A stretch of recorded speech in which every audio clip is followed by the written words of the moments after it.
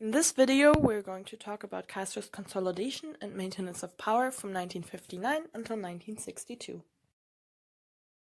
After Batista fled Cuba in 1958, Castro took power to create the new Cuba he promised in the Moncada program in 1954.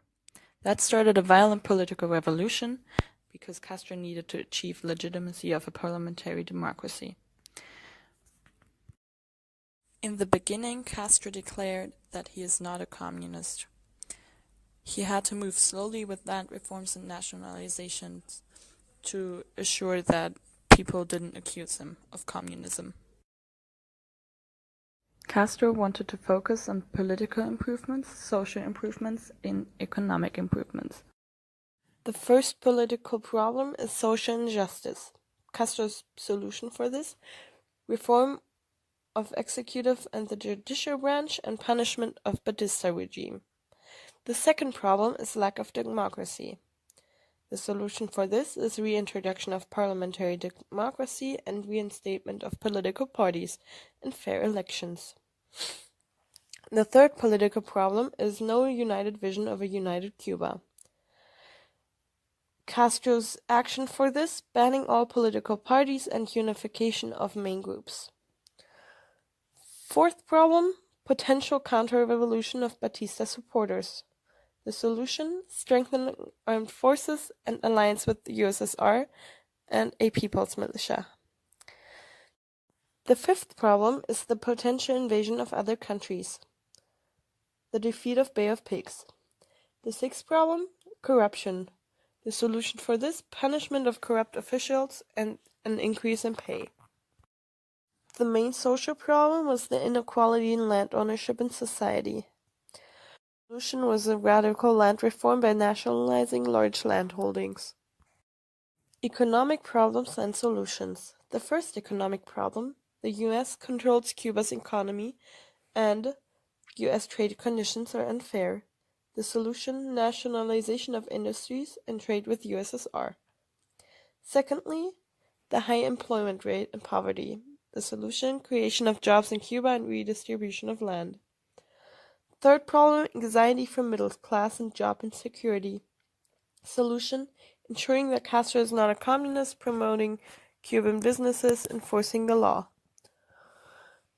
Fourth problem: anxiety from foreign economic interests and economic destabilization. The solution: strengthening counterintelligence service to catch CIA, mafia agents, and nationalization. Ensuring loyalty of revolution supporters and police officers. At first, there were rather moderate economic reforms, but later there were nationalizations of large landholdings and other businesses of U.S. corporations. On January 1959, a provisional government was appointed by Fidel Castro and the M26-7 leadership. Fidel Castro was appointed Commander-in-Chief of the Armed Forces, and Miro Cardona was appointed Prime Minister, and Manuel Urrutia was appointed President. Shortly after, Miro Cardona, the Prime Minister, resigned and Castro gets appointed Prime Minister. Major problems 1959. Major problem in 1959 was the tension between Castro and Urrutia. Urrutia didn't agree with Castro's communist tendencies. Another major problem was Castro's method of leadership. He preferred action over words, so he would often make decisions without debating them or making a political consensus. By November 1959, the complete removal of anti-communists from power was achieved. Eventually, Castro became the supreme leader. All political parties were banned, there was censorship, and there were communist-led trade unions. We will now present you the relations between Cuba and the US and its global effect on Europe and the Soviet Union. In order to completely understand America's actions towards Cuba, we have to take a look at the overall historical context of the 1950s and 60s. The Cold War entered its first stages in the 1950s and 60s between the USA and the Soviet Union. The main goal of the USA was to maintain pro-US regimes, but also benefit economically from their neighboring countries. The Soviet Union wanted to maintain pro-USSR regimes as well. But as we will see in the short movie, the US even applied less democratic methods to manipulate economic and political systems of other countries.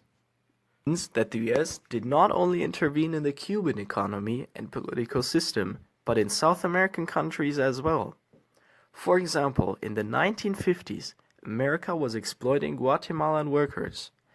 At the time, Guatemala was a democratic country which wanted to protect its workers through labor laws. Since US corporations had economic interests in Guatemala and were exploiting Guatemalan workers, they pressured the US government to cause a coup against the new elected Guatemalan government of 1954 to undo these labor laws. Following this pressure, the CIA sparked a coup by trying to show that there are communist politicians in the Guatemalan government. In the end, Guatemala had a 30-year-long civil war because of the coup of the CIA. These interventions of the US influenced a lot of countries in Latin America, who developed a strong support for communism instead of capitalism. To come back to Cuba, the USA is a constant threat to Castro's regime in the 1950s and 60s. For example, the US kept its prospect of military intervention in Cuba, which indicates that the US was planning military actions against Cuba.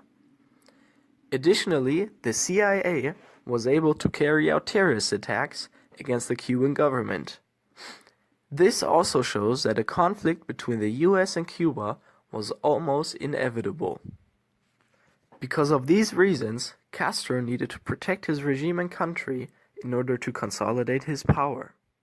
So the first thing Castro did was remove all the loyal Batista supporters from important positions in the government and civil service.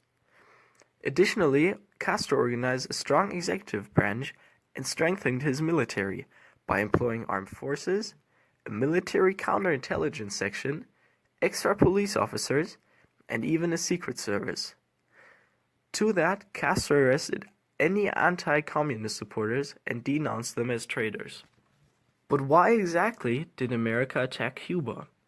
After the Cuban Revolution, Castro passed a couple of reforms which had communist tendencies. The first reform is the nationalization of plantations and foreign-owned businesses. The problem is that the US had economic interests and investments in Cuba, which would have been lost through Castro's reforms. Through the pressure of American corporations in Cuba, the USA's goal was to destabilize the revolution and regime of Castro through economic and military actions that would maintain the pro-US regime, but also consolidate American investments in Cuba. So, what was the first economic action against Cuba? As a reaction to the nationalization of foreign corporations, the US enforced a trade embargo on Cuba. Since the US is the biggest trading partner of Cuba, Cuba needed to find a new trading partner. Therefore, Cuba is forced to cooperate with the USSR. The USSR agreed to trade with Cuba, and the trade agreement was that the Soviets bought the sugar of Cuba and in return provided oil and weapons. To that, the USSR had geographical and political interests in Cuba as well. Surprisingly, the economic actions of the US made Cuba cooperate with America's main enemy, the Soviet Union. This change in allies results in the Cuban Missile Crisis of 1962. The Soviet statesman Khrushchev placed nuclear missiles on Cuba to blackmail the US. The Soviets' main goal was to convince the US, Britain, and France to withdraw its troops from West Berlin. Additionally, these nuclear weapons would discourage an American invasion attempt against Cuba.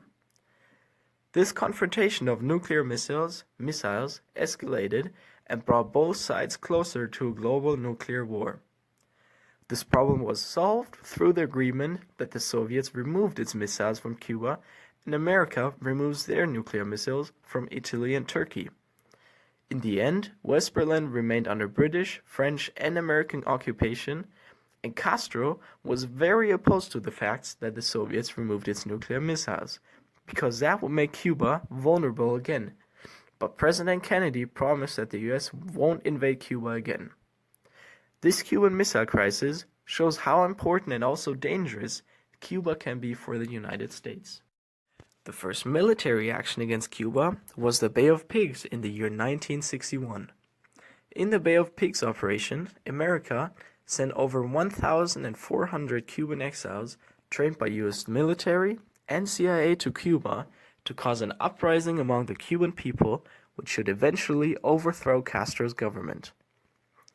This operation failed due to insider information that leaked to Castro. Therefore, the Cuban army was able to start a counterattack and win against the Cuban exiles. In the end, the captured Cuban exiles publicly admitted that they had been trained, financed, and equipped by the US.